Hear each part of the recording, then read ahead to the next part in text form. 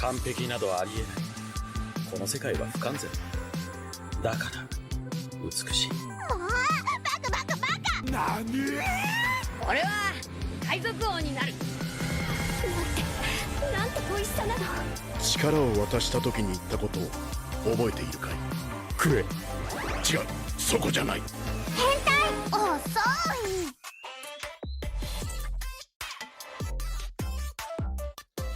Hello and welcome to More Than Hentai, a podcast that is here to show you that anime is far more than just tentacles and catgirls. There's also countless stories of love, loss, laughs, hope, horror, and happiness that are just dying to be found. And I, Brendan White, the Salt and Pepper Senpai, am here to help you find them. More Than Hentai is proudly powered by Audio Technica and our friends over at Dashwater. So go upgrade your audio and hydration games today, preferably after you listen to this upcoming banger of an episode. And joining in the Segoy studio is a fellow 90s kid who likes nuzzle up with Nintendo, fawn over fantasy and science fiction, while also smashing through one new book per week. He's also a fellow podcaster, originally chairing the Treehouse Anime Club for 42 episodes before launching the Anime Field Guide earlier this year, with 9 killer episodes currently available at time of recording. Did I also mention he has fantastic taste when it comes to anime, citing Ghost in the Shell, Kiki's Delivery Service, Mushishi, Fullmetal Alchemist Brotherhood, Soul Eater, Frieren, Violet Evergarden, Black Lagoon, and Mob Psycho as some of his favorites. You can find him on them socials at Annie Field Guide. That's ANIFIELDGUIDE. Dave, you bloody legend, welcome to the studio. How might you be doing? Oh man, I'm doing great. I don't know about all that there. I don't think I'm that great, but yeah, I'm doing pretty good. It has been a wet week here in Mississippi. My goodness, we are just getting slammed by thunderstorm after thunderstorm. So we were talking a little bit about your lovely wintry weather, and could you please send some of that down here because it is freaking humid. I will chuck it in a FedEx airbag once we're done recording and see if we can get to you there in a couple of days because, I think it's a stark contrast. Like I mentioned, like you're coming to me from Friday evening on the 20th of June and I'm recording here on Saturday morning on the 21st in Australia. So it never ceases to amaze me the way the world works sometimes, but at least you're safe, at least you're happy, you're healthy. And we're here to talk about you and also the greatnesses of anime. So thanks for stopping on by. Yeah, sure thing. Yeah. Also, air conditioning is a wonderful technology. It is the greatest. It is the greatest. Can keep you cool, can keep you hot, and can keep you feeling just right, as Goldilocks and the porridge likes to say. So I guess we'll sort of take a step backwards here and get your origin story from anime in a second. I'd prefer to just start with maybe talking about you a little bit more detail. Like I mentioned, very high level as far as some of the fandoms and things that you enjoy, but also touched on a couple of podcast projects that one you kicked off and sort of has since sort of shuttered for now and then sort of shifted focus to the Anime Field Guide. So yeah, you started with the Treehouse Anime Club, ran for 40 odd episodes and then shifted into the Anime Field Guide. And how's that content creation journey been for you? And also, give us a little bit more background about those projects. Yes, of course. My name is Dave. I'm the current host of the Anime Field Guide. And when I started podcasting, I had been wanting to do this since about 2020. A couple of things were happening at that time. And I'd also been following other anime podcasts. And namely, there's one called the Anime World Order. I love those guys. They're based out in Florida. And they got me to embrace the weird and the wacky of the 80s and the 90s and beforehand of my anime journey. And so I was very much inspired by those guys, but I knew I wanted to do something slightly different. I didn't want to be as rambling. They do a lot of side conversation. So I wanted to be a little more focused since it was just going to be me.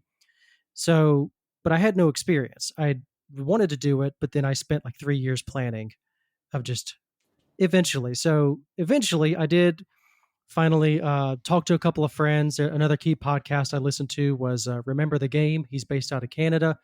And I met a whole bunch of people through that podcast and specifically the Discord community. And that is a retro gaming podcast. So all my friends there did retro gaming podcasts. There's like at least 2 that I'm personal friends with and I've been on their shows. And it was just one of those, like finally the kick in the pants I needed to give it a shot. And so it was the Treehouse Anime Club. It was my first ever podcast, first ever doing any kind of content creation at all. Started from complete nothing, complete scratch, just threw it out there, see what would happen. And it started off as like, can I even do this? And can I maintain it?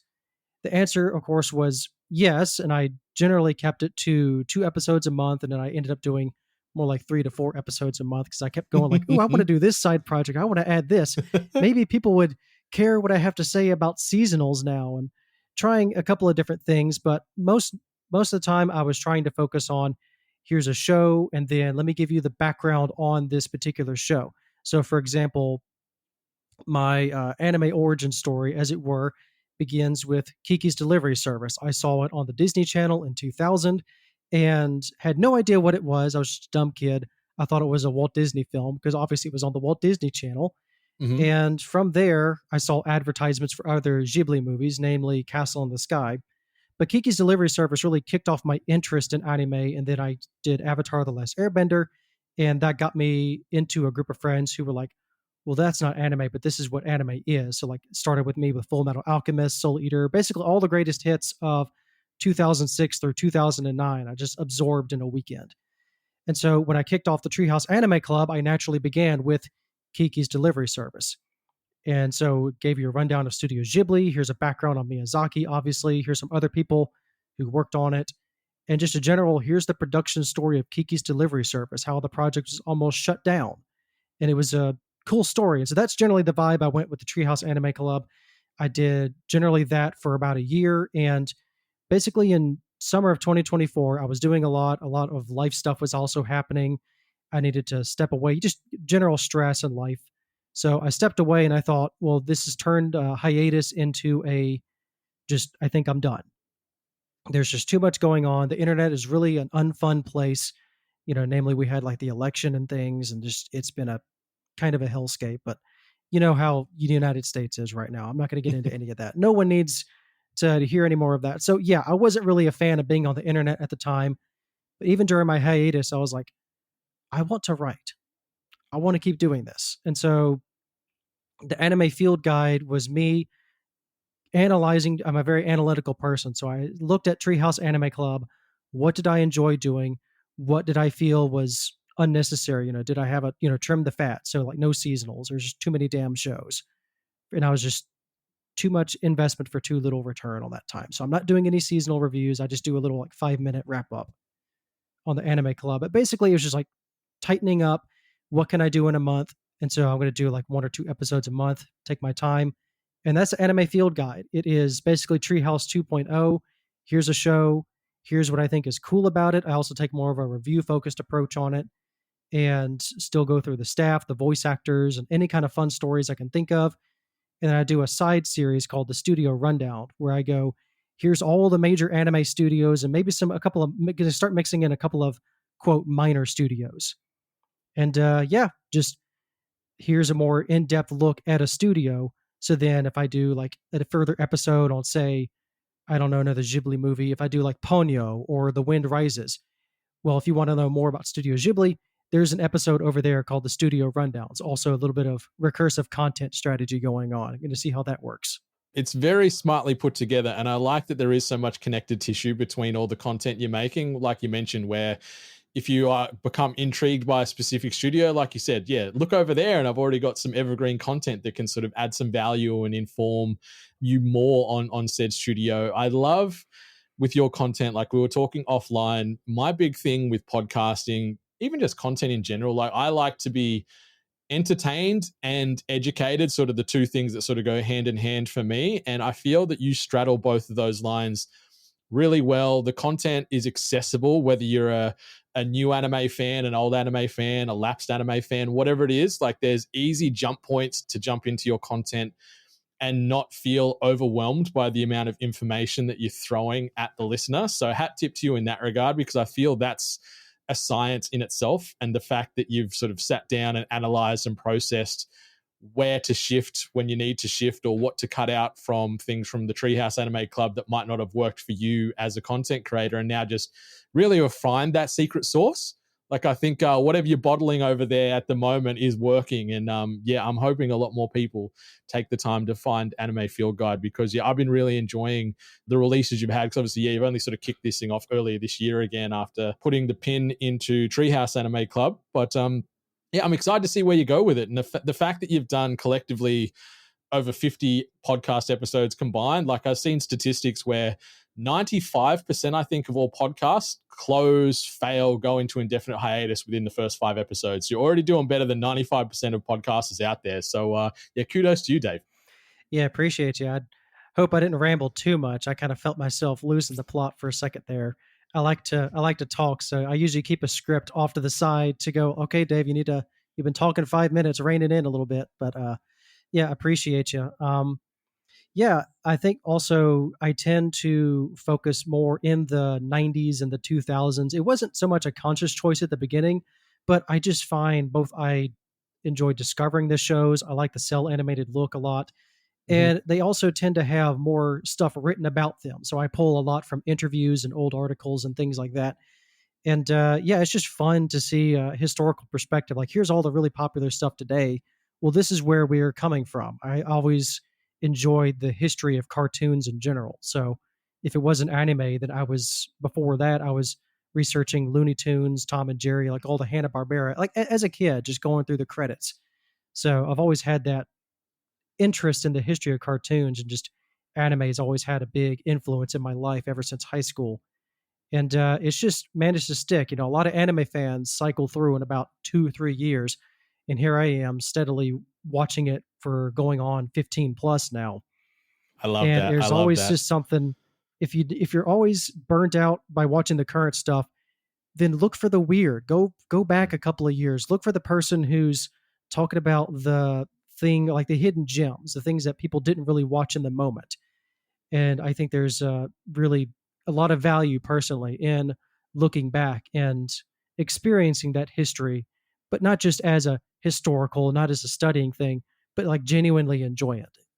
Yeah, I agree with you, man. Like I've said several times, both on and offline in this microphone, that I feel anime and video games are probably the two best vessels for storytelling in media today, because there's just so much creativity and the world is your literal oyster. Like, where these studios and these artists, like, if they can dream it and put it to screen or put it to paper, like, it can happen. So there is something out there for everyone, and that's what I love the most about anime. Like, you want something very niche about like a bodybuilding based anime that's also educational and comedic, it's there. You want something about, weird vampirism and stuff like that, it's over here. Like, there is something for everybody, and you don't have to look very far. Like, yes, it can be overwhelming because we're getting something like 500 new anime released every year without fail. So there is a lot of content to try and stay on top of. But like you said, Dave, if you just get off the beaten track and just jump in Google and just say, hey, I'm into these fandoms, what anime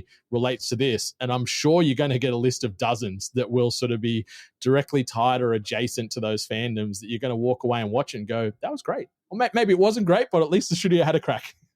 Yeah, I look for memorable over great. If it's great, that's a good secondary effect. But usually, it pays to have a person on the inside who's been there, especially someone who's been a fan since like the 80s and before.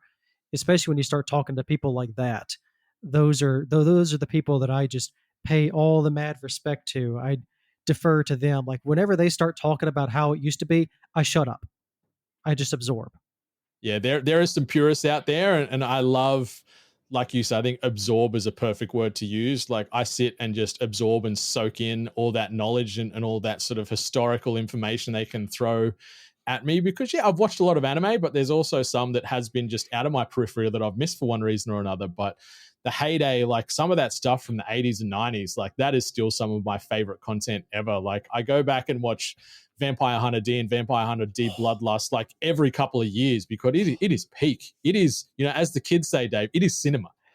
We are getting new Blu-rays of those too. Like, Sentai's about to put out another one at the 1985, and I know you've seen probably the posts of especially the Bloodlust. Like, sure, I'll take the 1985 OVA any day of the week, like a nice pretty, like, there's not much else you could do for it, but Bloodlust is, one of the prettiest things. Like, the Bloodlust and Redline are just like up there, like, whew. Yeah. Some good ass anime. It's one of my favorite pieces of anime of all time. Like, I remember watching Bloodlust when I was, early teenage, and I was just like, what the hell is happening here? This is perfection on a screen. And yeah, I love it so much. And also, like, I mentioned some of your favorites that you sort of kindly shared when we're sort of doing this, the initial guest call out, and like we're very synergistic. Like I'm a big Ghibli fan as well, but like seeing Brotherhood on here, obviously it's a heavy hitter for most. Soul Eater, it gets a lot of run, but not enough, in my opinion. I can feel it can sort of slip through the net of some. Frieren also quickly climbing the ranks as an all-timer for me, even though it's only one season in. And then Violet Evergarden, Mob Psycho 100, and Black Lagoon, like all like just chef's kiss based content there, all very different tonally and genre related, but all just so special to me. Yeah, especially with Black Lagoon, it's a show that is, I don't know. I remember like there's a funny story with Black Lagoon because when I was first trying to find anime in high school, you know, this was still like in the middle of fan subbing, so we didn't have Crunchyroll or anything like that. Mm-hmm. But it was still like the last gasp of it. So I was on this website, and basically they ordered it by alphabet, but they also ordered it by age rating. So naturally they did. Yeah. So Black Lagoon was in the shall we say 18 plus category as they had it. So it was me in high school just looking for, you guessed it, you know, blood and tits. And there's plenty of that in Black Lagoon. There's plenty of that in Black Lagoon, but you get there's a lot more just genuine character moment and just plain old badassery. You know, I was a big fan of Kill Bill, so Black Lagoon fit in right there. But also Ghost in the Shell. I've always been a fan of science fiction and fantasy, but Ghost in the Shell is like, that is my thing. I love I love most of the franchise. Well, we'll just not all standalone complex. I'm still waiting for anything else that can live up to standalone complex. But that show is a revelation. And that's also how I got into collecting anime. I started collecting in 2013. And it was at an FYE, so it's a store called like 4-Year Entertainment, and it was one of those like, you know, they have a resellers, and you can get like a buy one get one for $1. So I'd started anime with Soul Eater, and that was just what was airing at the time. And then I'd heard of Standalone Complex, didn't really watch it, so I went into this store, and it was Standalone Complex for like $40, the whole like first season, the DVD set, and then it was Soul Eater, and so I got Soul Eater and Ghost in the Shell for $41. God, that's a steal, man. And that's, yeah, I walked out of there, and I was on a band trip. Like I had to still like carry these for like 3 days as we were marching for a football game. And so I remember just sitting in my, not the apartment, the hotel room, and just kind of had them on my lap, just going like quivering, like I can't wait to get to the house and watch these. And Ghost in the Shell was just a revelation. So it's become, I wouldn't say it's part of my identity, but it's one of my core series that I hold very dearly. I've got everything from the first movie to I even got a fancy box set of the second season. Just, it was in a store. Wasn't even looking for it. It was just in a store. It's off camera now, but I bought this big, massive, thick art omnibus the other day. It is so good. I was flicking through it the other day just in awe. And I'm so excited to see what Science Saru does with Ghost in the Shell when it drops. I think they're talking about next year, because Science Saru 2026, yeah, they are on a heater right now. So I feel they're going to do this franchise justice, and it's got such a throwback, nostalgic, original Ghost in the Shell art style as well, from what we've seen from the key art and the very brief teasers they've shown. So I'm very, very excited, because I just love that cyberpunk sci-fi vibe, and it's just cool in every sense of the word. Great characters, great world, crazy violence, crazy effects. Like it is a time. Yeah, and it's not exactly dystopian either. There's like, it feels normal. So it's not anything like super depressing like Psycho-Pass or anything like that. Again, I love Psycho-Pass, but I do not want to live in that future. I could see myself living in the future of Ghost in the Shell. And everyone, like the art style, everyone's done their own art style, like more like a realistic, everyone's been paying homage to the first movie basically ever since then. So seeing something that I'm hoping, because again, it's Science Saru, I want to see some of that wackiness, just that 80s funk that came with that manga. So with them showcasing exact screen caps from that manga, I am very excited to see what they're going to do with it. It's going to be so good, Dave. I am so confident that it's going to be great. Like if I owned a house, I'd maybe bet the house on it. I think it's going to be a fantastic re-entry into that universe, because we're eating well as anime fans for the most part these days. And like I said, Science Saru, like we've got the second season of Dandadan about to air in a little under 2 weeks' time now. So I'm very excited for that. Managed to get to the cinema and check out the Evil Eye arc in the screens the other day, and that was a hell of a time. And yeah, I cannot wait for more Dun Dun, and then yeah, obviously more Ghosts. Oh God, I'm so jealous. I don't have any theaters nearby me. The nearest theater is like 3.5 hours away to go see like one of really? those. I have one in town, but it'll get like the big movies. They don't do Mhm. anime screenings. I've seen The Boy and the Heron, and they did the War of the Rohirrim at my movie theater because those are like the big ones. But your Dandadans, I don't think they did Mugen Train, but things like those weren't at my theater. Those are ones like the AMC's. Man, I actually just got Dandadan in. Not even kidding. Like 2 days ago, and so I was watching season 1 again. I popped them in the PlayStation, and yeah, I am even just more keyed up and excited to watch Dandadan. I'm doing a couple of rewatches like Kaiju, My Dress Up Darling, just because it's been 2 years plus since those first seasons. I can tell you what happened in the first season, but with how crazy crowded the seasons are nowadays and just how thick the years are, it's one thing to say like, yes, I remember it, but I've only seen them once. And I used to be the kind of fan that I would buy the thing, and I have shows from early like the 2000s where I was watching them like 5+ times. Not back to back to back, but I mean just over the years. And I have things like, especially in the 2020s, where I have shows that I really love, like some of my favorite shows ever, only seen them once. And so it's really nice to have opportunities and just take a step back and just take the time of, no, I'm going to rewatch season 1 for these shows. I may skip through a couple of bits of like, oh yeah, I remember this kind of, as you do. It's like when you're reading a novel that you're very familiar with. It's like, oh, I know this part, skip forward a little bit. I don't really like this part as much as you were. But just watching Dan to Dan again, there's so much that I didn't catch the first time. And that's why I love rewatching the stuff. And I can't wait to do it again with stuff like Delicious and Dungeon. And also when Crunchyroll finally announced that they got Free Run Part 2 for season 1, I was worried that they just forgot about it. But nope, we're getting the second part Blu-ray soon. So that'll be just in time for season 2 of that. It's so good. Are you a manga reader as well? Like, because my problem with some of these anime that I'll catch first from a visuals perspective, I'll watch it, get hyper fixated, get in love with this franchise and these characters, then go away and read all the manga. And then I'm like, now I know everything and I have to wait potentially a decade for it to see it through to conclusion. No, I'm not really the biggest manga reader. I don't read current ones. I've thought about getting the Shonen Jump. I've, done the free trial a couple times. It's just there are plenty of other things that I do in watching, and I'm also like my job's really busy right now. So this is if I'm not playing a game or doing something else and like reading novels. So I don't have that much manga, but I've got things like I'll go for like the deluxe edition. So I've got like Blam, which is one, or Blame, as Tsutomu Nihei. So he did Knights of Sidonia and other stuff like that. So I have all of that. I've got A Silent Voice, the hardcover omnibus. Last year I just completed. Well, actually, yeah, last year. Yeah, it was last year. Sorry, I was thinking. You caught me in a moment of thought. It's Full Metal Alchemist. I got all the Full Metal Alchemist hardcovers, and then the one that I'm currently collecting is from the show was in 2021. It was Blue Period. Oh, a Blue Period fan. I love that. Yeah, I took up a lot of art classes growing up and was one of those, like, thought I was going to go into graphic design and things, in college. Ended up picking a different career path in forestry. So, but I still enjoy that aspect of it. So a story about an artist. Yes, I'm still currently collecting that manga, and I've got like one-offs. Like I have a Darker Than Black manga. They did a 1-volume thing. I've got All You Need Is Kill, just scattered things. I was in the Delta, picked up Mars for like a shoujo manga.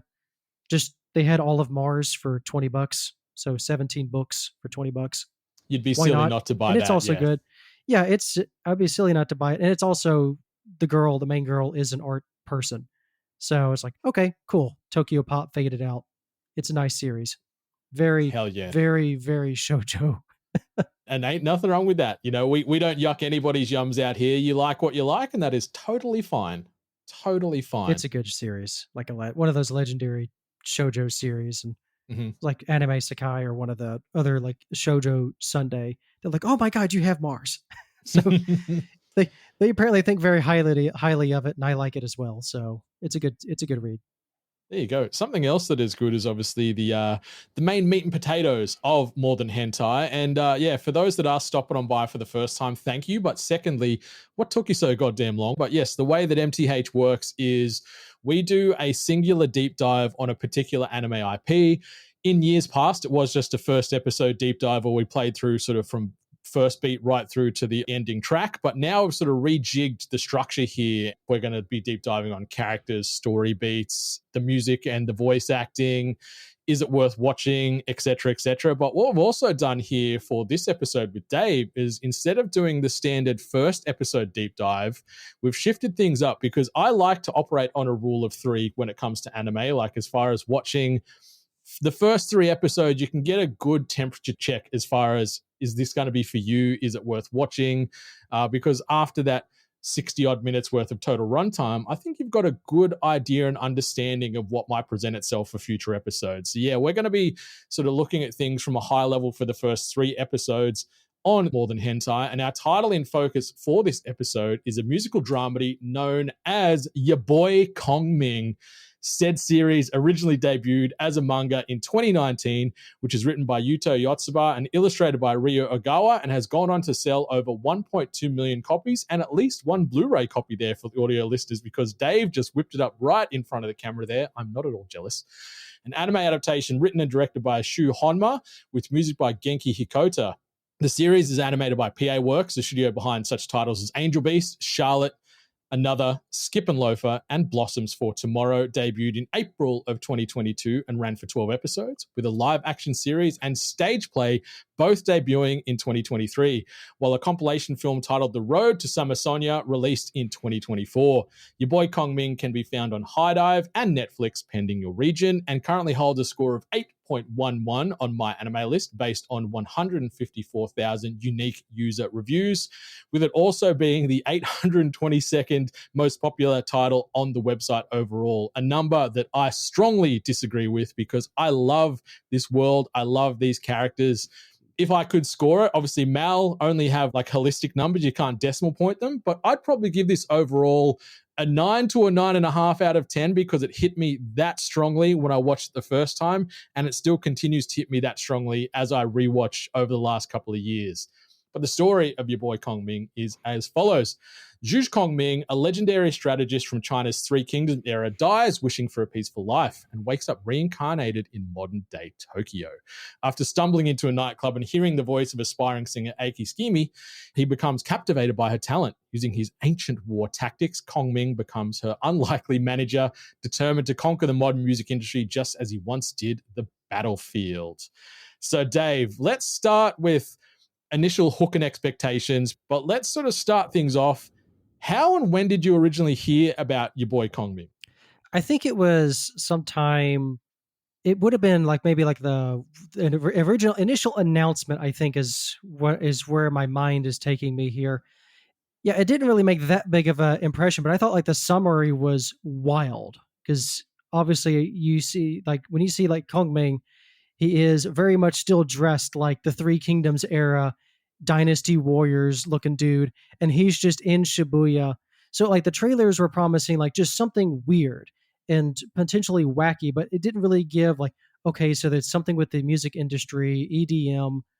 So I probably saw the trailer, and then I had a High Dive subscription initially earlier so I could watch like Made in Abyss, the movies, to get ready for season 2.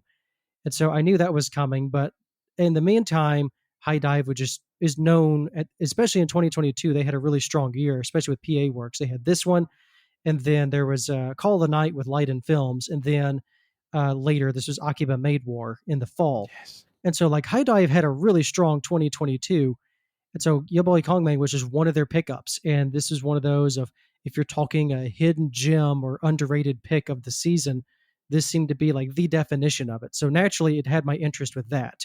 Like I was still doing a video game related podcast at the time, and my co-host Ali was the actual person that brought this to my attention. She mentioned this anime, showed me the trailer, and like you just said, I'm like, this looks crazy, this looks silly, this looks fun, but I can't help but feel there's a little bit of heart transpiring through this trailer as well. So I'm like, okay, I'm curious, I'm intrigued, I'm interested, and minor spoilers, like it was my anime of 2022. Like as far as when it came down to the rankings, it was my number one. I loved it that much. It just checks every box that I look for as a media consumer. And like we'll go through the first 3 episodes in more detail shortly, but from a higher level, it just worked for me. Like I left every episode feeling something. For the most part, I was feeling very happy. Occasionally I'd get a little bit sad because there is some emotional moments through this season. Don't want to spoil anything, obviously, but it is a great story that gets told. It doesn't overstay its welcome. And I think over those 12 episodes, it tells a really clean, concise, neat story with the capacity for future seasons. I'm still holding out hope that we do potentially get more and we see, Aiko being a famous pop starlet all around the world and we get to see her finally in Germany and stuff like that. But overall, I really, really vibed with it. So Dave, you mentioned that the trailer had you curious, but were you like going into this podcast recording, were you a little skeptical or more so excited, I guess, knowing that you're finally going to take the Your Boy Kongming plunge? Now, I was just more curious than anything. Again, I'm always for a new experience or like when I'm looking for an anime season, the thing that really gets my attention is if it's something that I've never seen before, which this is certainly up there. Certainly musical series abound, but this particular blend, especially after the first episode of just kind of the vibe that it was going for, it seemed to be, like you said, very wholesome, very heartfelt, but I didn't know like how exactly the whole Three Kingdoms aspect was going to, bring it into the show. And you don't really get that with the first episode. But once the series, again, the trailer had an idea of like, he's generally going to do some tactics, but like, what was what I was wanting to see going into the show was, okay, what's the context for all of this? Why is he having to do all this tactician stuff? Is it going to be like, are the other singers actively antagonistic, or is he just being a little cheeky, almost like a little Bugs Bunny, little social manipulation here going on? And so I wasn't sure quite the context. Yeah, a little mix of both. I think it's a good blend of we see wholesome, cheeky, rapscallion Kongming doing his thing, but then we also see the famous strategist using his stratagems all the time to outthink the adversaries of Aiko, and it's really great. Like, we'll dive into the episode soon, but seeing sort of the Stone Sentinel maze getting utilized in episode 2 in sort of the concert off that Aiko gets involved in against Mia, like I thought it was just so well done, and the way that it tells the viewer what's happening, it unfolds it in a way that's easy to understand. You don't have to be some couch war tactician to know what the heck's happening. Like, it's explained and expressed in a way that's easy, but also respectful to the viewer, which I really appreciated. So let's shift focus and we'll jump into sort of story and world building. We've sort of touched on it a little bit already, but as far as the world setup, I thought the tone was established right off the rip. Like, we see Kongming's death take place during the Three Kingdoms era, and then he gets reincarnated into modern day Shibuya during Halloween. And I just love straight away where he's like, oh, I'm actually in hell. Like, this is the underworld, because everyone's dressed in like Day of the Dead makeup and all kinds of sort of creepy creatures and what have you. But within that first 5 minutes, I felt that the series really finds its footing pretty quickly there. I like we're seeing this juxtaposition of this modern world through Kongming's eyes. So it feels alien, but also fascinating. So I really enjoy that. So we get that, we've got the isekai, but it's isekai in reverse. We usually see someone whisked to a fantasy world, but instead we've got, this historical powerhouse getting ripped into modern day Japan. So I really appreciate that. We do get a little bit of explanation as things go through this season, but I appreciate that we're sort of in this new world right beside Kongming. Like, we're experiencing these things in parallel with him. So we've got this really fun fish out of water story, but it just so happens the fish is a genius war tactician, and I'm totally here for it. Yeah, and don't worry about the fact that he reincarnated into basically his younger body with exactly the clothes. Why does he understand Japanese and kanji? There's a lot of, for all the fun stuff that's in this episode of like the typical fish out of water, oh my God, Kongming freaking out about smartphones and mirrors and all this stuff and discovering music. There's a lot of hand waviness to the first episode of like, if you're seriously asking why all of this is working the way it is, you're not really like, you need to reevaluate why you're watching this show. Like, it's just going to be fun. So I like that the show is very much aware of like, yes, he's reincarnated, and he basically, his cheat skill, if you will, is, he's in a younger, more marketable self, and he just understands Japanese. And there's things like, I don't know, it's just a fun little start. So while I will say like episode 1 is like, yeah, we're going to check the box. So what needs to happen? He needs to be reincarnated. He needs to realize, oh, I'm actually alive again. Okay, where am I? Now, how do I find employment? Who's this singer? He discovers Aiko, and she literally changes his life, moments after waking up. What is my new situation? And then her boss at the bar, as we say, like she works at a bar, she's a singer at the bar, and the owner just happens to be a Three Kingdoms nut.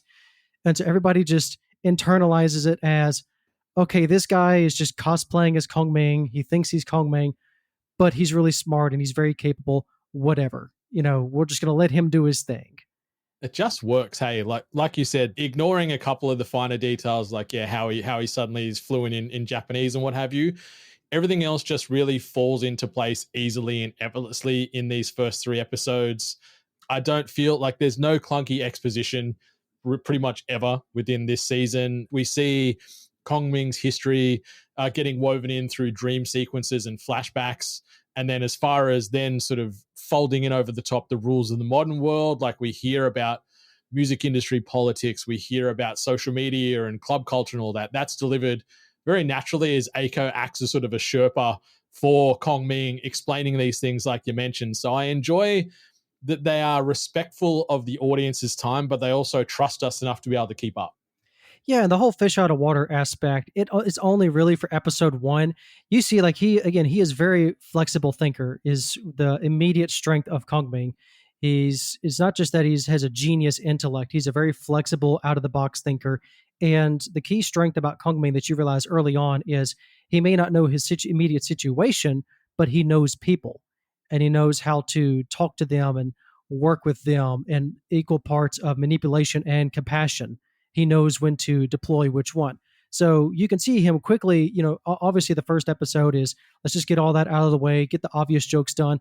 But then again, the not so much the first 3 episodes, but again, later in the season, you see him like in front of a bank of computers. And, obviously I can internalize it as like, Kongming would obviously figure out the stock market, like with a little bit of money, like he would instantly figure out, like money is also not a point of concern in this show. There's a lot of things where, again, we're going to focus on the relationship. We're going to focus on the singing. We're going to focus on the character development. And the show is called Boy Kongming, but it's also his show, but he is there in service of another character, which is what you typically don't expect from a show when you name your protagonist after the show, and then your protagonist is actually the big support character for another character. If you want to start talking about Aiko. Yeah, it could almost be your girl Aiko Schemey as far as the title, but I guess your boy Kongming rolls off the tongue a little bit better and has more global awareness. But it's so good. And I think, like you were sort of mentioning there, I feel that there is a really good, like, strong hook right from the get-go, because those first few minutes are just like, what the hell is going on? Reverse isekai, famous tactician. Now he's becoming a manager for a young upcoming EDM pop artist. Like, I'm like, okay, this is crazy, but I love it. I love this world. I love the use of music. I love the use of strategy. And by episode 3, like, you are completely locked in, because we see him utilizing these strategies in these war tactician-based mentalities in battles, in parentheses, but this is now just done in nightclubs and at festivals. So I like that they've sort of taken his skill set and then just dumped him into this whole new world. And like you said, regarding him potentially probably dominating the stock market, like, there isn't really a space where he could not succeed in modern day Japan. Yeah, he's a scrappy fella. And like you said, the first 3 episodes, when we were first talking about this offline, you were talking to do the first episode, and I kind of had a little bit of a pushback of like, the first episode is good, but you don't really get to see what the show is about until like episode 2, like you said, the Stone Sentinel Maze. And the first time it's like, this is going to be like the dynamic between Kongming and Aiko, and then her, as she's basically a series of underdog challenges as she's rising her way through the industry. And people, not taking her seriously, and she's also having to step up in these, very again, decks always stacked in against her, but Kongming is able to turn the tables, and you really don't get that until episode 2, and then of course episode 3. The 3 episode rule is extremely kind to this show because you have just enough where you can see Kongming roll into action. You get enough music to show like how Eiko, like the range that she's working with, and then you got a little twist at the end of episode 3 of Kongming's going, okay, this is what we've really been after. That would basically set up the rest of the thread for the rest of the season. So I really wanted to do the first 3 episodes with you because it's like the perfect little vertical slice of this show before you start really introducing a bunch of the characters. I completely agree with you. And I like that the stakes are touched upon very briefly in episode 1, but after those first 3 episodes, you really understand what the end goal is here and the driving force, where we're seeing Eiko's dream of making it big in the music world. And then obviously Kongming just jumping on board without a second of hesitation and saying, you know what, we're going to get you there. We're going to see you playing the stage at Summer Sonia and just being this little pop superstar. So I like that there is a lot of emotional depth related to the stakes. We see Eiko's journey. And like you mentioned, Dave, like there's a ton of self-doubt from her because she's out there busting her little butt. Like she's working at a club and then singing in between shifts and writing music at home. Like music is this girl's life. And so seeing her have so much question towards her inner self and her talent gives the story a lot of real weight.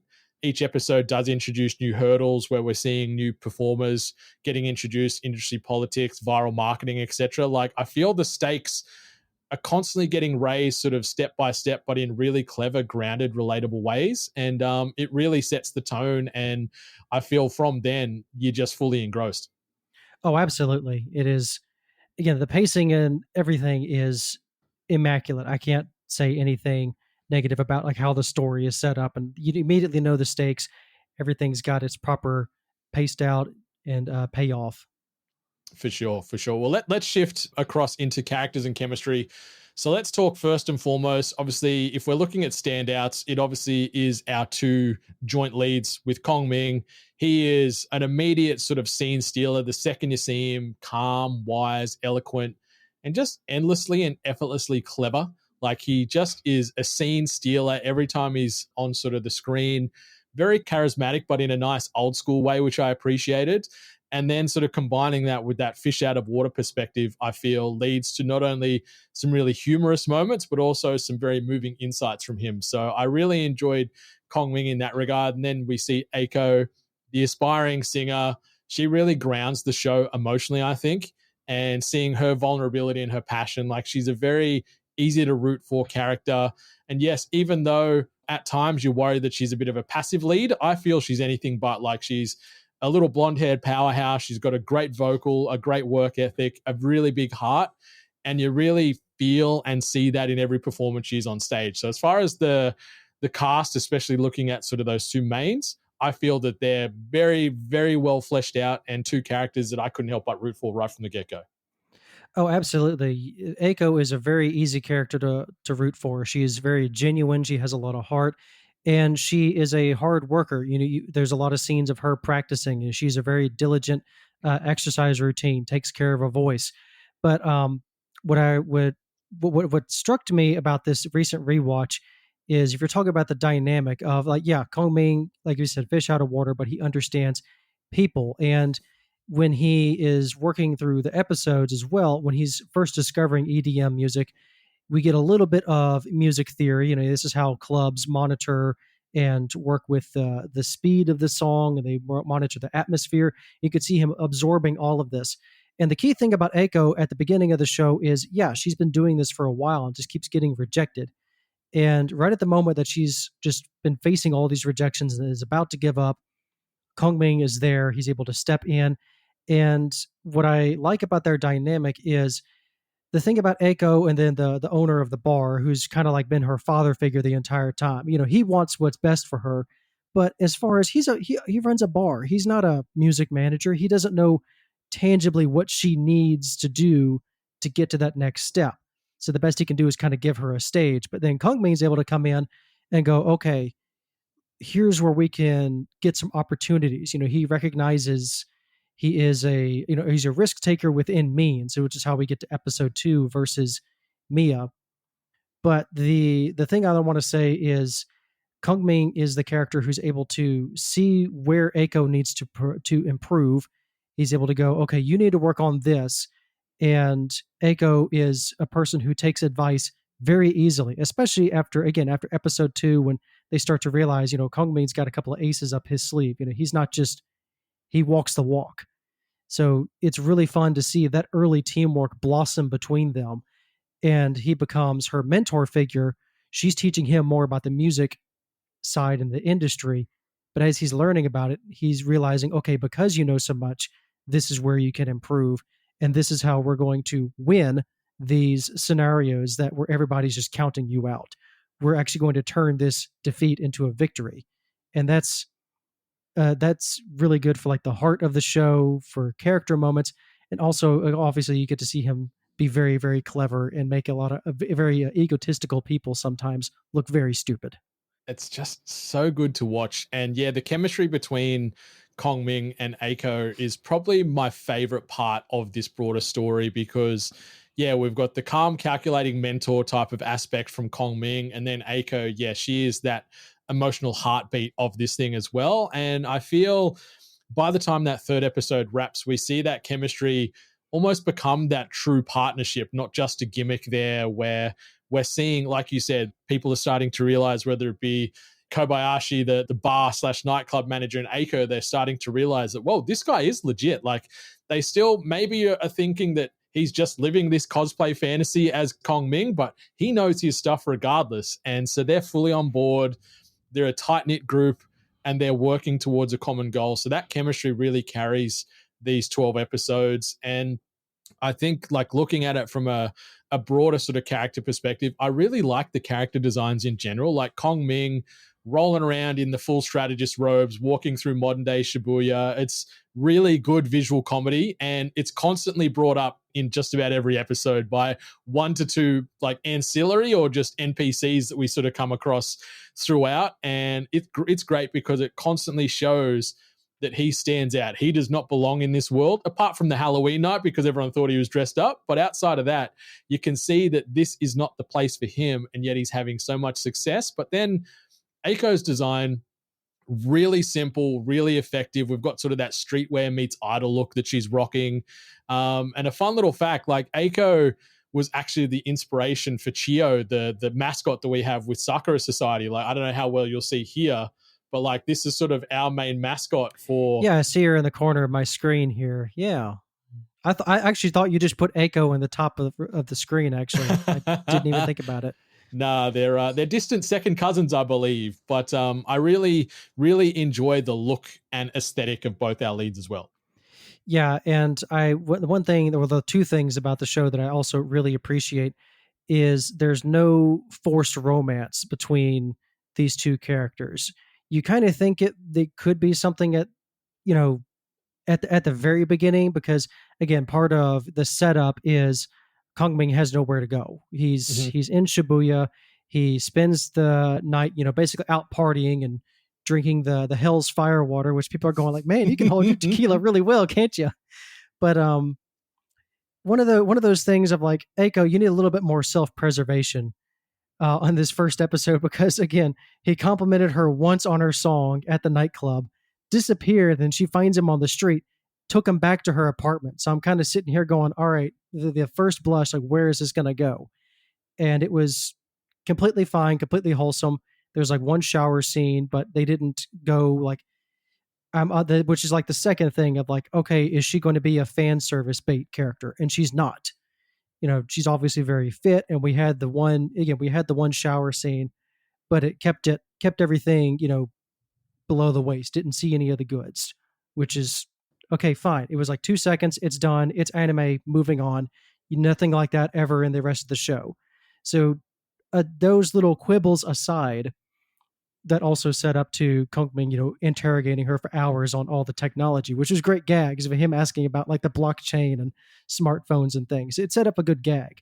But I do like that the relationship it gets a mutual benefit, but there's no other things attached to it that I think would have taken away from the experience. I'm not feeling like a Magus Bride thing of like, it's a great show, but that first episode is whoo, nothing like that in nothing like that in your Boy Kongming, thankfully. And it's a better show for it, and it's a better story for it.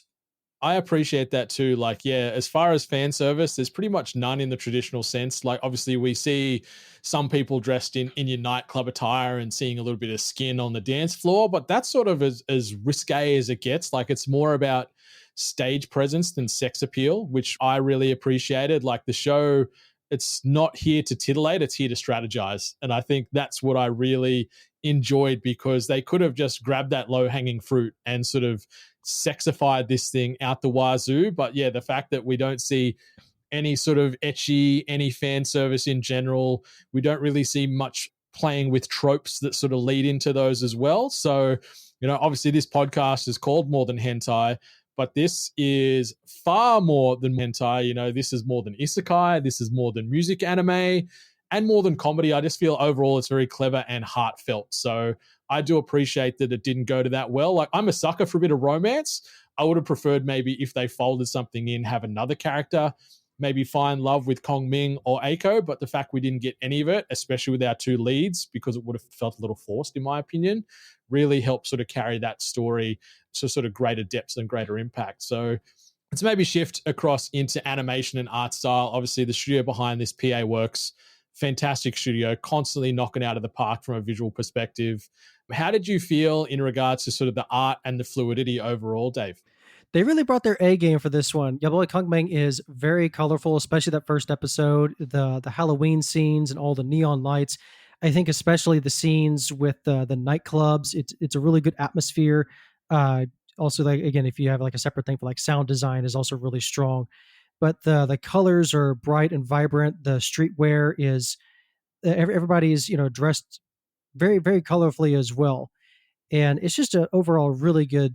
It's a solid, really solid performance. Like, you're not going to see just 10 out of 10 animation all the time. A lot of your music scenes, unless it's going to be a major performance like you do, a lot of the music scenes will have still images that you slowly pan across while you have the song going on. And so for when they do it, it's appropriate. They're not taking shortcuts in that regard. And when it is time to have those big performances, they really bring the heat. And just really solid animation across the board. It's a very bright and colorful series. Even at nighttime, there's just always the atmosphere, the vibes of this show just are always on point.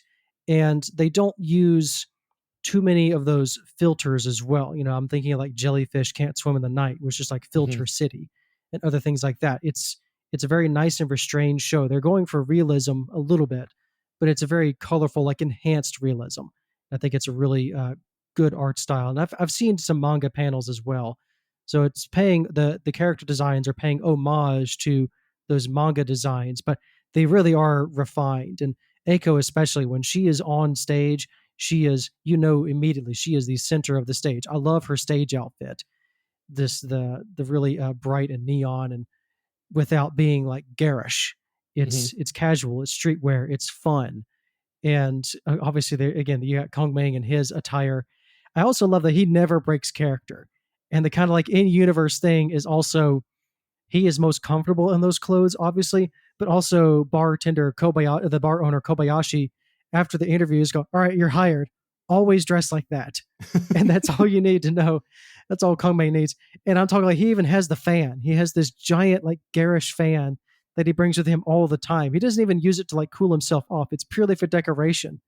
And it's just something that he goes, oh no, I can't leave this fan behind. This is part of my body.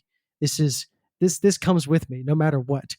And he's just obviously just again, completely stands out in a different way than Eiko, just completely formal robes, no matter the time of day. And again, like you said, great visual comedy, and it just completely knocks people off at first. But then even the folks that he kind of takes aback at first, everybody just goes, okay, that's just his thing. And I like that no one makes fun of him, or the people that do make fun of him get their realize like, oh, this guy's legit. But it's just a really well animated, just a very pretty show. I can't really say anything about to detract from it, other than if you want still images every now and then, which that's every music anime does that for one part or another. So that's not even really a really a minus against the show. Yeah, I agree with you. I feel PA Works really understood the assignment. They looked at that source material, and you do see some true sort of panel to pixel adaptation happening here where it just looks one to one. I feel it was done really respectfully. I really enjoy, like you mentioned, like we don't have high octane frenetic animation and movement throughout this series. It is, pretty clean yet expressive at the same time.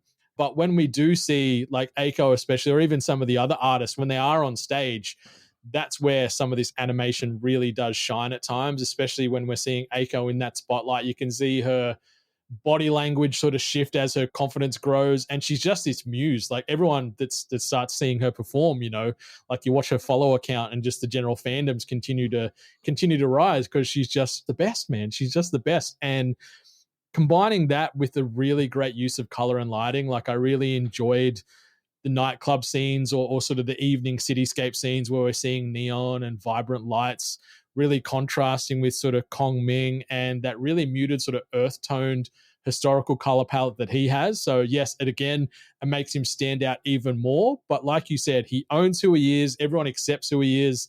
And I do love that you referenced the fan because it is just the ultimate like swag accessory as well. And I love in some of those smug moments when he sort of got it there and doing some little hidey things behind his face or whatnot. Like he's just a dude, and it adds additional texture to his backstory just by utilizing that fan as sort of this really subtle key accessory from his life. But I feel often the lighting in this series really reflects the mood. Like we see warm and intimate sort of lighting used during the performances, and then we see stark and bright lighting getting used during moments of high tension.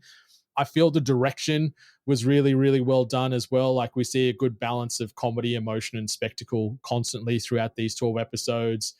Yes, we do have some parody-based elements, but it doesn't lean into it at all. Like this one more so plays its cards with sincerity instead of sort of that caricatureness that it could have sort of lent into and maybe sort of stumbled a little bit. But overall, really great. Do you have a standout scene from the first 3 episodes, Dave, that sort of really resonated with you more than others? It's party time.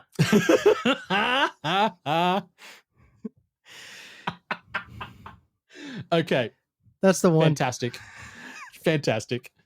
Yeah, that's so good. Mine's a little bit more subdued in a way, but I really enjoyed Aiko's rooftop performance in episode 2, sorry.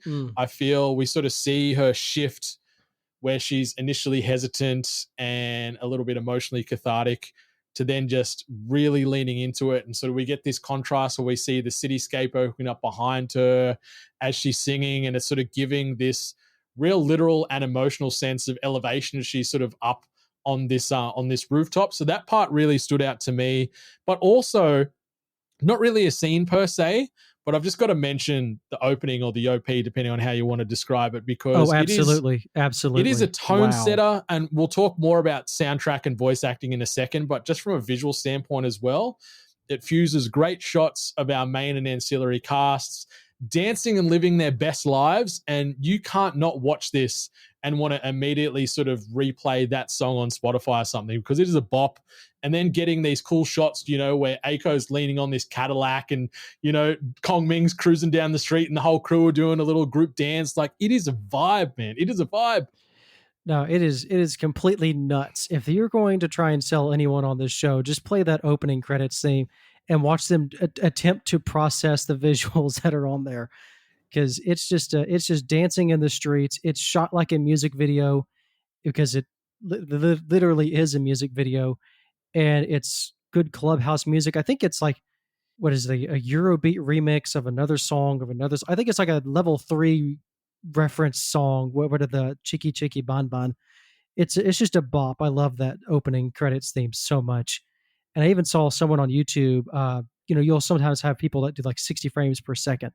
And with people doing with the dance numbers, it's even more fluid. But yeah, that opening credit scene is just, it's ridiculous in all the right ways.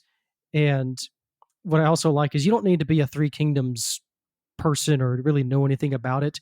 Sure, there are going to be some visual gags. So, I mean, if you've played any one game of Dynasty Warriors and know some of those names, you'll kind of get some of those gags. But I mean, it's just an added flavor. You don't need to understand Three Kingdoms lore to get some of the gags, but it's additive humor if you do understand who all these people are. I agree with you 100%. But in closing sort of this segment out, I definitely feel that this is anything but budget. Like, this is crunchy. I feel the visual direction and style, this is very purposeful, and it feels very polished and very full of personality. So yeah, PA Works, they used every dollar and every trick at their disposal to make this thing happen, because it shines scene by scene, panel by panel. Like, thumbs up to everybody there. So let's shift into soundtrack and voice acting. We just touched base on the opening. Legendary is the word that I put in my notes here, because Chicka Chicka Bang Bang by Queendom, instant classic, Eurodance explosion that perfectly matches the show's energy. If the OP doesn't win you over, I feel nothing will from this series, because it is a standout. Like, we are spoilt and eating so well with really strong openings these days in anime. Like, they take such a pride of place with studios, and rightfully so. There's so many toe tappers, but this, I feel like, and I don't know if this is a little bit melodramatic or not what, but I feel this is one of the best openings in anime, like at least in the last 10 years, but it's one of my favorite openings of all time. I don't know if that's being a little bit too in the moment right now, Dave, but I love this track so much. Oh yeah, I mean, you can't go wrong with this opening at all. Is even the ending credits song, I think it was, I call, like Hey DJ, where they go from more like a chibi art style. You know, it's very much an ending credits as far as the animation side of things. And I like it as far as the ending credits, as more characters get added to the show, more characters are now on stage in the back, and they also add more people, like they add more vocals to the track of the ending credits song. So that's not a sleeper at all. If you just skip it the first time, come back to it later in the show and go like, oh wow, they actually added more stuff. But yeah, I mean, you really just can't go wrong with that opening. PA Works had some really strong openings in 2022, and especially, like, I was thinking, like Call of the Night, Kongming, Akiba Made War, Chainsaw Man was 2022, I believe, or it could have been 23. I think Bocchi the Rock was fall 23. And JJK season 1 was 2022 JJK, as well. Yeah, 2022. So I mean, we had some real hits in 22, and Kongming, as far as like, Kongming reminds me of an opening like Death Parade, which is just so joyful and just in your face. It's just a bop. That's more like a jazz bop. So yeah, Kongming instantly stands out. I'm not going to say if it's one of my favorites or like of the best. It's certainly one of the best that I've seen. But it's got some stiff competition in my book with some other ones. But man, it is certainly one of the best openings of 2022. Yeah, if I had to rate it, like, I'd probably say it's so good. Like, I immediately added it to my Spotify playlist, like Hand to Heart. Like, it still gets absolutely, yeah, regularly. That's in your, as I'm cruising that's around. in your playlist for sure. Yeah. As far as the background music as well, like, surprisingly tight mix of traditional Chinese instrumentation while fusing in that modern EDM and pop element as well. I really enjoy when we're getting Kongming's strategy scenes, having this sort of dramatic, period accurate sort of backing track as well. And then when we see Eiko's scenes, they're leaning more into emotional piano and vocal layering. That fusion really worked for me, because I'm such a stan for anything with piano. So seeing those two worlds sort of collide and come together, but just work, like from an audio based standpoint, I thought the background music, again, really well done. Yeah, it perfect blend of modern and the past. You pretty much knocked it out of the park right there. This is obviously really solid soundtrack all around. I know most of the time we talk about the opening and the ending credit things getting glazed, but I mean, it really is just, it enhances the atmosphere, which is the best thing a soundtrack can do. And what I also find interesting, I know we'll talk about the voice actors in a second, but like Eiko, I would say, like, probably watch this one. This is very much a good one to watch in Japanese, because the singer, when Eiko was singing, the voice is actually a different person. but it blends better with her Japanese voice than it does with her English voice. Again, it's the person who's singing it speaks perfectly fine English, but there is a little bit of that English still kind of sitting in there because it is a Japanese person speaking it, their second language. But yeah, just really solid all around. And I love the vocal tracks whenever she's on. And you're not going to see, like, she'll get into her original songs later in the show. So these are supposed to be more like covers that she's doing. And so seeing other people sing the same songs that she's doing in a different style, this, again, this, music series, your music better be on point, which Kongming, the music is definitely on point. Oh yeah. And even like the first song that we're introduced to Aiko via, like Be Crazy For You, that song, like the beat that starts getting going and you can see the emotional audible based waves start to sort of wash over a slightly glazed Kongming at the time after he's been drinking all that hell water. But like, yeah, hearing that beat and then she does like that big, oh yeah, before she starts singing, just like, whoa. And like you mentioned, like 96 Neko is the artist that is sort of lending her vocal talents to Aiko from a musical standpoint. She's got a great sound and it really accompanies that that Japanese vocal track as opposed to the English. So yeah, let's shift into those vocal performances. Kongming's VA, Rotaro Akayu, I feel he absolutely nails it. Really wise, really smooth delivery with just a very sly dash of comedy.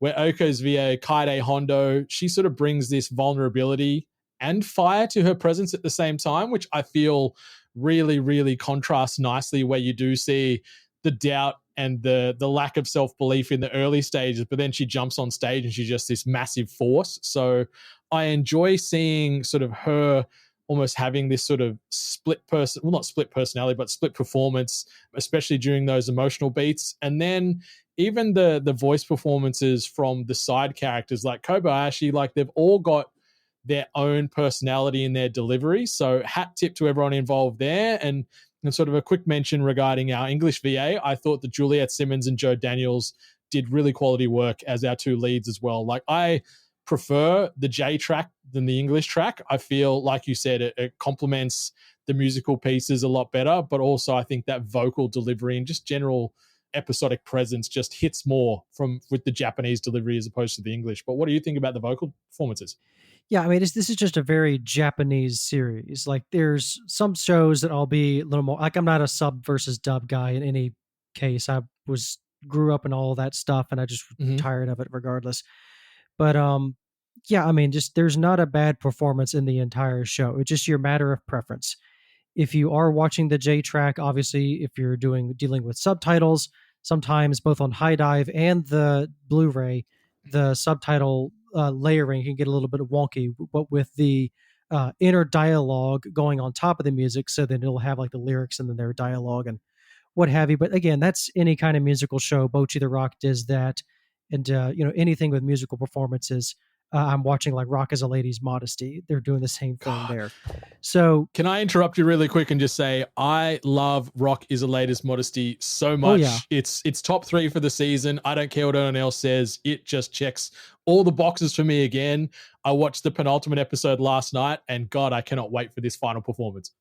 Yeah, I haven't caught up quite yet, so I'm one episode behind it. I like finished episode 10, but yeah, also just absolutely amazing musical series, and especially if you like Bocchi and stuff. But obviously, I prefer the Japanese track as well. And again, I don't mind the English track. The first time I watched the show, I then rewatched it later that same year in English, and it was perfectly fine.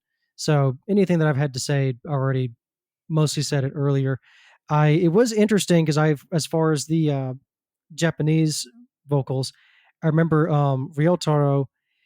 I don't know, he'd done a lot of stuff for like Prince of Tennis, and I was actually expecting to hear a little bit more like of his musical repertoire from Prince of Tennis, which that's later, which was also a really funny moment. But I think he was also what was it? Yeah, he was like Soma from Fruits Basket. I was like, okay, here we go. And then as far as Hondo-san's her performance, I got a lot of Sakura from Zombieland Saga. I got a lot of that performance out of her Eiko. I felt like she was channeling some of that previous experience into it. So the more stressful times. So, I mean, everyone just hands in a really solid performance. And I really don't have anything else to say about the vocal cast, especially these first the 3 episodes. It's really Kongming, Echo, and Owner Kobayashi. Yeah, and they all do fantastic work, but especially those two MCs, they just complement each other with it from a vocal standpoint really, really well. And yeah, it just goes into that chemistry we mentioned earlier again. So let's sort of shift now into the penultimate segment of the podcast here, where we're going to talk about sort of, yeah, this first 3-episode impact and that overall watchability. So Dave, after these first 3 episodes, did it leave you wanting more? Oh, absolutely. I've already said the first 3 episodes is like the perfect 3-episode rule, where it gives you just enough of what to expect or how we are getting to this point, and then episode 3 ends on, okay, here's how we're going to take all of this that we've set up. Now we're getting ready to go to the next level, and this is going to take a bit longer arc, and we're going to bring in more characters and all this other involved things. As you said, the compilation movie is called The Road to Summer Sonia. So now we're trying to get on this major stage, but Eiko is still a relative unknown. So how are we going to do it? Tune in next week. It is just about the perfect 3-episode length to give you just that perfect vertical slice of Kongming. I completely agree with you there, man. Like, I feel after episode 1 into episode 2 and then to episode 3 and beyond, like, I'm just so curious, like, what clever tactic is Kongming going to pull out next, and how will Eiko continue to grow as we see her social presence continue to increase and her musical confidence continue to increase. Like, it's just like you said, it's that perfect carrot on the stick for me, where I'm like, man, I'm just going to keep following this until the ends of time. Was there anything left you wanting more, and maybe what left you wanting a little less of? I think so. Like, I think more or less I was certainly wanting more tactics from Kongming, but the big thing was I was wanting to see like what was going to be the plan to get to the ultimate goal. Like, well, first of all, like, what was at the end of episode 3, you don't know who this person is that's being teased. So at the end of episode 3, I'm thinking, okay, who is this person and what is being set up here? And it's only in episode 4, again, not talking about episode 4, but that's when we learn this is what Summer Sonia is. It's this big thing, and here is your goal. So episode 3 was really just like, it's why I say it's the perfect 3-episode slice, because episode 3 is essentially a cliffhanger. We don't know who this guy is, but he's obviously important, and we'll get into that. As far as, I mean, there really wasn't anything that I felt strongly negative about. If there's anything that I was thinking, just and from what I remember at my first watch, again, I mentioned it a little bit earlier, but I was sitting here going like, I was still unsure if there was going to be any kind of like romantic tension between Eiko and Kongming. I was sitting here going like, okay, this is a good mentorship, but I don't really want it to blossom into anything else like more personal. I want them to grow in this mentor, and I wanted both of these characters to grow in their own respective ways, but I didn't want that to be like, I didn't want a romantic narrative to suddenly invade the story. I was still very much concerned about that, and that didn't really go away until I'm trying to remember like where episode 5 and 6 was. But when we started seeing more characters is when I was realizing, okay, they know the assignment. As again, obviously this is a manga adaptation, but I went into this completely blind. So again, I was sitting here going, it was probably still be okay if it had gone that direction, but I was still sitting here going, I'd rather just see the relationship between Kongming and Eiko still be this, this co-development.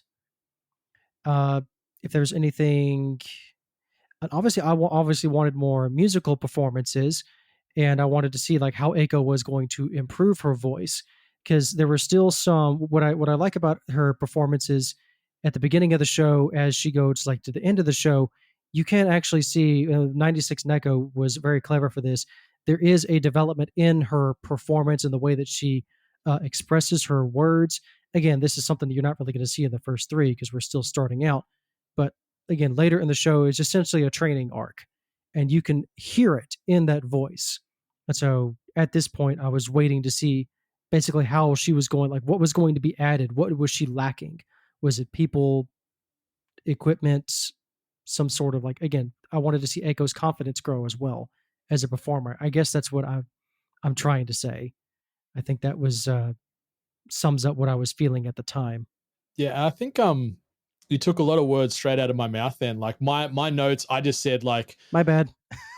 no, in a total good way. So I'm happy to know that I'm not completely alone and isolated on my train of thought here. But like my main sort of takeaway, like in my notes here, I just said, what should it keep doing? Like more and bigger were the two words that I sort of wrote down there. Where yeah, I want more musical performances, but I want to see those musical performances ramp up, scale up a little bit more, leading to these big concerts and big showdowns down the line. Yeah, that too. Yeah. So that, and then like you said, more of this fine line that it manages to walk and not stumble between comedy and sincerity. I feel that this show has really struck a perfect balance with that. And then, like you said, more development between this mentor and mentee based relationship here between Kongming and Eiko. So yeah, exactly what you said were exactly my notes there. I don't know if you've gotten access to my Google Drive folder this past week, but yeah, exactly what I was thinking there. So I appreciate that. This question, I guess it's probably pretty easy and pretty self-explanatory, but I wanted to know, like, are you going to binge this or are you going to pass this? Like, I'm 100% binge. Obviously, I've watched this a gajillion times. This is a perfect anime with a perfect 3-episode rule. By the end of episode 3, you know what the show is, you know where the heart is, you know what the vibe is about. And even non-anime fans, I feel, could get into this because who doesn't love an underdog story? Who doesn't love good music? And who doesn't love strategy and heart? So 100% binge for me because I can't get enough of your boy Kongming. Where you at, Dave? Yeah, absolutely binge this series for myself. Whenever this was dropping weekly, I was there. I couldn't wait for new episodes of this to drop. I was always wondering where they were going to go. One thing I like to do is I like to share series. So I have friends and such locally who I will occasionally do like watch parties with. And so you try and think about like the summary or how would you summarize Kongming in a sentence. And it's really hard to. You can't really just say, oh, yeah, it's a guy from the Three Kingdoms era who gets into EDM and he's going to raise a new singer. Like, wait, back up. What? Three Kingdoms? What? And by that same token, it is a very accessible series to jump into. There is when you're looking to share a series, especially for someone who's not a typical anime watcher, one of the things like Cowboy Bebop's like the golden standard of it because it doesn't have like a bunch of air quotes anime bullshit going on. And Kongming is also free mostly of that. You know, a lot of its comedy is, of course, those chibi cutaways or those little reaction images, but it's not comedy as in oh, we're all just going to yell very loudly and say what we're thinking. You know, it's very layered comedy and it knows when to deploy the joke, but then it's a really just well layered show. So in that way, sure, it's a very weird premise, but that's only to get you in at the start. I think it's a very accessible show, and it's not only just easy to watch back to back to back because it's also a very well paced show. I think this is one of those where I can pretty much pull this off the shelf. Like I'm comfortable showing I'd be comfortable showing my mom this series. You know, obviously I'd get a raised eyebrow from like the shower scene and some things like that. But again, it's 5 seconds, it's done. There's never going to be a quote perfect thing for everybody. But Kongming is in that category that I can very proudly say that I don't mind if someone just randomly walks in to any sort of out of context thing that's happening in Kongming. It's a really solid show for that, and it's actually more of a conversation starter rather than oh, this will take too much to explain.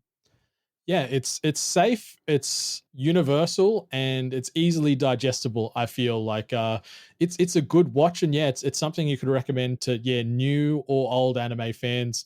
But if you are still on the fence about your boy Kongming, the most common compared anime on my anime list are as follows: D4DJ, Zombieland Saga, Carol and Tuesday, Oshinoko, and Bochi the Rock as far as the 5. If you're going to love those, you're going to love this and vice versa. Some of them I raise an eyebrow towards because they are a little bit tonally different, but then some are just tied specifically, I guess, into the musical elements where, something like an Oshinoko, fantastic, but emotionally it's going to put you through the ringer a lot more than your boy Kongming, and even Bochi at times will put you through the ringer just because it leans heavily into that lack of self-belief and anxiety and sort of social constraints there. But 5 franchises there, watched all 5, loved all those, and can certainly see those being a good comparison to your boy Kongming. But as the last cherry blossoms begin to fall here on the podcast, so too, Dave, shall your parting words. But before you do, please know that this segment is presented by our friends over at Ice Tea Aesthetics, where anime meets streetwear. Use code Sakura Society 5, that is the number 5 at checkout, to save yourself some dollary dues on your order. Dave, what are your final thoughts on your boy Kongming? This show is just like a warm blanket with club music. You never feel bad watching the show. It's just that it's a nice hug. I love watching this show. I love the music. I'm not even like a dance music guy. I'm not a clubhouse music guy. And so this is the fact that I really, really enjoy the music of this series. It's like, it's worth going outside your comfort zone. Your boy Kongming may not be on a summary side. It may not seem like much of anything, but this is why you give it the 3 episodes or the couple of episode check to see if it is something for you. And this is a classic thing of go outside your comfort zone. Sometimes you'll find a new favorite, and your boy Kongming is like a perfect example of that. So I'm glad that I was able to watch this while it was airing. I'm glad that at least a number of people enjoy it. Every time I mention your boy Kongming online, it's nothing but praise for the series. It's not a controversial series at all. It's very safe for work. It's very wholesome. It's funny. It's clever. Just all of the above that we've talked about for the last hour or so. So if you're somehow still on the fence, then again, please check it out. It's only going to take about an hour. I promise you'll enjoy your time.